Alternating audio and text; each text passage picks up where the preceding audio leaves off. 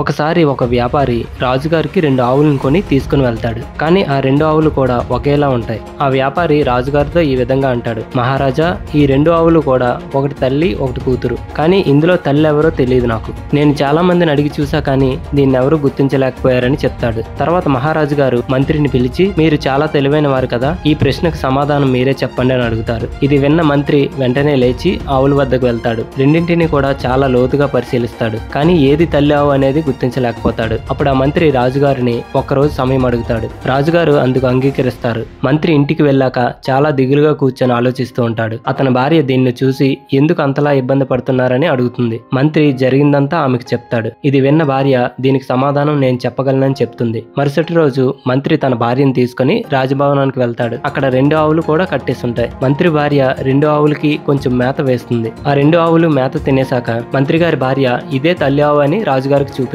అప్పుడు రాజుగారు చాలా ఆశ్చర్యపడి వీటిలో తల్లి ఆవుని అంత త్వరగా ఎలా గుర్తించగలిగారని అడుగుతాడు. అప్పుడు మంత్రి భార్య ఈ విధంగా చెప్తుంది, నేను వాటి ముందు పెట్టిన ఆహారాన్ని మొదటి ఆవు త్వరగా తినేసి 2వ ఆవు దగ్గర పెట్టిన ఆహారాన్ని కూడా తినడం స్టార్ట్ చేసింది. దీన్ని బట్టి అర్థమైంది ఏంటంటే ప్రపంచంలోకెల్లా ఒక్క తల్లి మాత్రమే తన బిడ్డ కోసం ఆకలితో ఉండగలదు. కాబట్టి తల్లి ఆవు తనకు పెట్టిన ఆహారాన్ని త్వరగా తినకుండా తన బిడ్డ కోసం అలానే ఉంచింది. దీన్ని బట్టి తల్లి ఆవు ఏదో గుర్తించానని ఆమె సమాధానం చెప్తుంది.